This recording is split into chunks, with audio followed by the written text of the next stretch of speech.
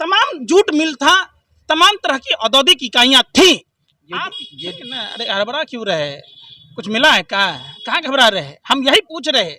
आप लोग भी पत्रकारिता करते हैं। जब सूबे के मुख्यमंत्री, मैं कुतुबुद्दीन और आप देख रहे हैं सभी खबरें के फेसबुक पेज को फॉलो कीजिए और यूट्यूब चैनल को सब्सक्राइब कीजिए ताकि आने वाली हर नई वीडियो सबसे पहले हो आपके मोबाइल स्क्रीन पर। इस वक्त मेरे साथ मौजूद हैं देश के चर्चित सोशल एक्टिविस्ट पंकज श्रीवास्तव जी। वही पंकज श्रीवास्तव जो देश में बेरोजगारी, महंगाई, स्वास्थ्य और हर मुद्दे पर बेबाकी से बेखौफ होकर और बेबाक अंदाज में अपनी बात रखते हैं। आज वो पटना में है, उनसे मेरी बात होगी। उससे पहले सर, सबसे पहले आपका स्वागत। जी नमस्कार। ये जो पटना आपका दौरा है, मकसद क्या है? देखिए, बिहार में जो मूल समस्या है, कोई भी राजनीतिक दल उस मूल समस्याओं की जड़ में नहीं जाना चाहता। हम जिस सांसद और विधायकों को चुनते हैं वो वोट लेकर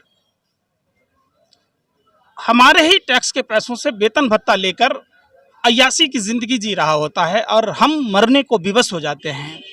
कहीं ना कहीं हम सभी बिहारवासियों को जाति धर्म से ऊपर उठकर इन लोगों को जगाने की जरूरत है। अंग्रेजों को तो हम पहचान पाए थे कि ये गोरे हैं, ये दुश्मन हैं, इसलिए क्रांति का आगाज हुआ था। इन काले अंग्रेजों को कौन पहचानेगा, जो अंग्रेजों से भी ज्यादा खतरनाक है। बिहार की सबसे बड़ी मूल समस्या है बिहार में बाढ़ और सुखाड़ की समस्या। बिहार की सबसे बड़ी समस्या है, जब बिहार और झारखंड का बंटवारा हुआ तो ये तय हुआ कि बिहार के सभी औद्योगिक इकाइयों वाला क्षेत्र, खनिज संपदाओं वाला क्षेत्र झारखंड में चला गया। इसलिए बिहार को स्पेशल राज्य का दर्जा दिया जाएगा। रघुराम राजन की रिपोर्ट थी। और उसके बाद मैं बताता हूं, सूबे के मुख्यमंत्री कहते हैं कि समुद्र किनारे औद्योगिक विकास होता है।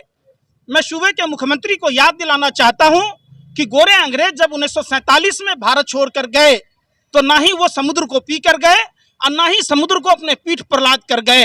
तब भी बिहार में समुद्र नहीं था और बिहार में 33 चीनी मिलें थी, पेपर मिल था, कॉटन मिल था, मटन फैक्ट्री थी, तमाम जूट मिल था, तमाम तरह की औद्योगिक इकाइयां थी। आप अरे हड़बड़ा क्यों रहे? कुछ मिला है? कहाँ घबरा रहे हैं? हम यही पूछ रहे हैं। आप लोग भी पत्रकारिता करते हैं। जब सूबे के मुख्यमंत्री कह रहे थे, आप लोगों को सवाल पूछना चाहिए कि 1947 से पहले बिहार में कोई समुद्र नहीं था, फिर भी औद्योगिक इकाइयां थी। बिहार वही धरती है जहां से आज़ादी की लड़ाई, जो सत्याग्रह चला, वो आज़ादी की लड़ाई का प्रतीक बना। बिहार क्रांतिकारियों की धरती रही है और सम्राट अशोक के समय का बिहार अगर आप देखेंगे पूरे वर्ल्ड पर हुकूमत थी। अगर गोरे अंग्रेजों को बिहार के लोगों ने अगर नहीं भगाया होता तो शायद वो छोड़कर नहीं गए होते। बिहार के लोगों को अंडमान निकोबार से भी ज़्यादा काला सजा देने के लिए इन्होंने मॉरिशस और सूरीनाम में छोड़ा। तो बिहार के लोगों को एक समान शिक्षा नीति, एक समान रोजगार, एक समान स्वास्थ्य नीति, बिहार में बाढ़ और सुखाड़ की समस्या, बिहार में स्पेशल राज्य का पैकेज हो, बिहार के औद्योगिक इकाइयों का पुनर्गठन हो। इसके लिए मात्र 6 पोस्टकार्ड एक आदमी को लिखने हैं। स्थानीय विधायक, स्थानीय सांसद, मुख्यमंत्री, राज्यपाल, प्रधानमंत्री और राष्ट्रपति। निश्चित तौर पर यह संवेदनहीन नेताओं को जगाने का काम करेगा और इनकी औकात तब पता चलेगी। क्योंकि बिहार में एक कहावत प्रचलित है कि बच्चा जब नहीं रोता तो उसकी माँ दूध नहीं पिलाती। क्योंकि हम लोग कहीं ना कहीं उन नेताओं को भगवान मान लेते हैं, जिनको अपना रक्षक मानते हैं, वो भक्षक बन जाते हैं और वो काम नहीं करते।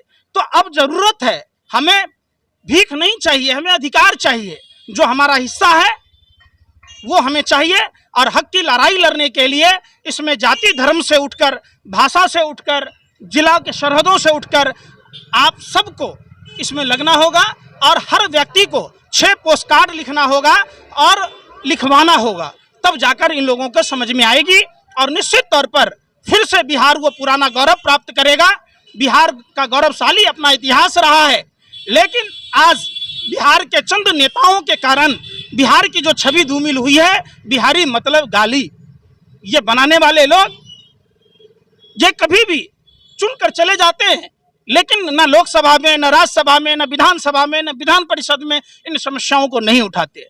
तो हम लोग अभी गांव-गांव, गली-गली, मोहल्ले-मोहल्ले में जा रहे, लोगों से अपील कर रहे, लोगों से मुलाकात कर रहे कि आप सभी 6 पोस्टकार्ड लिखें और अपने फेसबुक के जरिए ट्रेंड चलाएं, व्हाट्सएप ग्रुपों में इस बात को शेयर करें।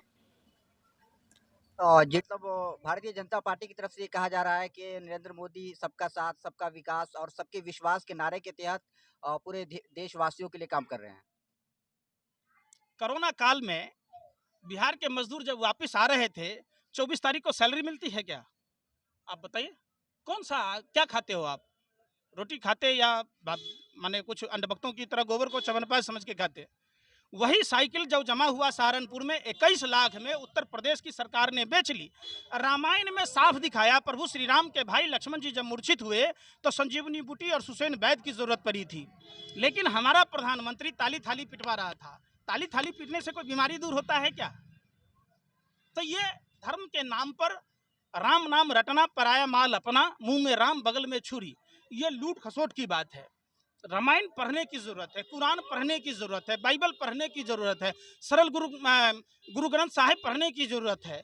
आप जब पढ़ेंगे धार्मिक शास्त्रों को तो धार्मिक शास्त्र कहता है नर ही नारायण है, मनुष्य की बात करता है, मनुष्य मनुर्भव, मानव सेवा की बात कहता है, भूखे को खाना खिलाने की बात कहता है, प्यासे को पानी पिलाने की बात कहता है, बीमारों को दवाई दिलाने की बात कहता है। कहीं से भी कोई भी धर्मशास्त्र ये नहीं कहता जिस तरीके से आज देश में चल रहा है।